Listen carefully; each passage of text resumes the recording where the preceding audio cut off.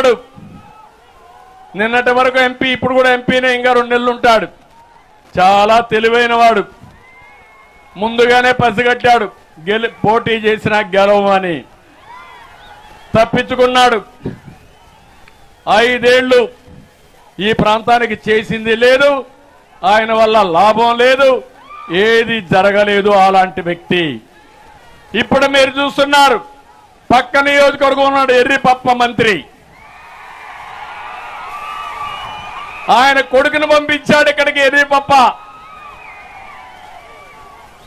రైతులు గోన్ సంచులు ఇవ్వలేడు కానీ వేరే నియోజకవర్గంలో పార్లమెంట్ పోటీ చేస్తారు. గొప్ప నాయకులే కదా అని మిమ్మల్ని అడుగుతున్నా. తిరుగు తపాల్లో పంపిస్తారా లేదా అని మిమ్మల్ని అడుగుతున్నా. ఇంకొక ఆయన చింతలపూడి ఎలీజా గ్రాఫ్ పడిపోయింది, నీ చీటీ చినిగిపోయిందన్నాడు జగన్మోహన్ రెడ్డి. అమలాపురం పంపిస్తా అన్నాడు. ఈయనన్నాడు నా గ్రాఫ్ పడిపోతే నీ గ్రాఫ్ పెరిగిందా, నీది పడిపోయిందని చెప్పాడు. చెప్పాడా లేదా? జగన్మోహన్ రెడ్డి గ్రాఫ్ పెరిగిందా తమ్ముళ్ళు? పెరిగిందా ఆడబిడ్డలు? రేపు ఎన్నికలు వస్తే తెలుస్తుంది. ఊరు తిరగబడుతుంది, ప్రతి ఒక్కరు తిరగబడతారు. అది జరగాలి. జరుగుతుందా లేదా? పాపం ఎలీజా పని అయిపోయింది. ఇంకో పక్క అతను ఒక ప్రశ్న వేశాడు, మేము ఎస్సీలం, మాకు సామాజిక న్యాయం లేదన్నాడు. నేను అడుగుతున్నా, ఈ గోదావరి జిల్లాలో పెత్తనం ఎవరిదండి? మిథున్ రెడ్డి పెత్తనం. ఎవడి మిథున్ రెడ్డి? ఎవరా మిథున్ రెడ్డి? పెద్దిరెడ్డి కొడుకు. ఇది సామాజిక న్యాయం అవునా కాదా?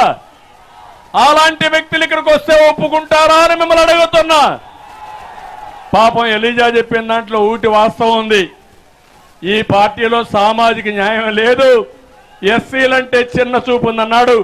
అది కరెక్ట్, నేను కూడా ఒప్పుకుంటున్నానని చెప్పి మీ అందరికీ తెలియజేస్తున్నా. ఉంగుటూరు ఆయన ఉన్నాడు, ఎమ్మెల్యే పుప్పాల వాసుబాబు. ఉంగుటూరును దోచేస్తున్న వస్తువుల రాజా.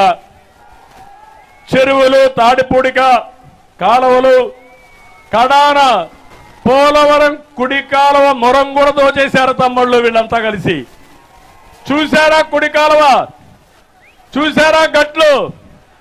దోచేసిన వ్యక్తులు అవునా కాదా అని మిమ్మల్ని అడుగుతున్నా. వర్షాలు వస్తే ఆ కాలువలు ఏమవుతాయి? కొట్టుకొని పోతాయా లేదా? ఇంత దుర్మార్గులు క్షమిస్తారా అని మిమ్మల్ని అడుగుతున్నా. ఇంకొక ఆయన దెందులూరు కొటారి అబ్బయ్య చౌదరి, అక్రమార్కులకే అక్రమార్కుడు. రౌడీ షీటర్లతో కోటరీ పెట్టుకున్నాడు. దెందులూరు నియోజకవర్గాన్ని దోచేస్తున్నాడు. అమెరికా నుంచి అదే పనిగా ఇక్కడికి వచ్చాడు. అక్రమ మైనింగ్ చేస్తున్నాడు. డబ్బు పిచ్చి మేతగాడు. ఇదే పని. పాపం చింతమనేని పైన పెట్టని కేసు లేదు.